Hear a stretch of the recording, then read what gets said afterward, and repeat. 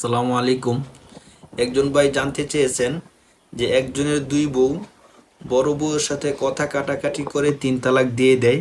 এখন লোকে বলে দুই বউয়েরই তালাক হয়ে গেছে, শরীয়তের বিধান আসলে কি? তো বিষয়টা একদমই স্পষ্ট, কিন্তু লোকে বলে এই জন্য হয়তো তার মধ্যে সন্দেহ সৃষ্টি হয়েছে।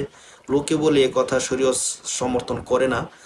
তো সে প্রথম স্ত্রীর সাথে কথা কাটাকাটি করেছে এবং তাকে 3 তালাক দিয়েছে। অতএব যার সাথে কথা কাটাকাটি করেছে 3 তালাক দিয়েছে তারই তালাক হয়েছে। এখানে ছোট বউয়ের সাথে কথা হয় নাই, ঝগড়া হয় নাই এবং তাকে উদ্দেশ্য করে তালাকও দেয় নাই। অতএব এখানে ছোট স্ত্রীর কোনো কিছু হবে না। বড় স্ত্রী যার সাথে কথা হয়েছে, কথা কাটাকাটি হয়েছে, তালাক দিয়েছে তারই তালাক হবে। শরীয়তের বিধান হলো যে তালাক সম্পূর্ণ যাকে উদ্দেশ্য করে দেওয়া হয় তার উপরই তালাক প্রযোজ্য হয়, অন্য কারো উপর তালাক প্রযোজ্য হয় না।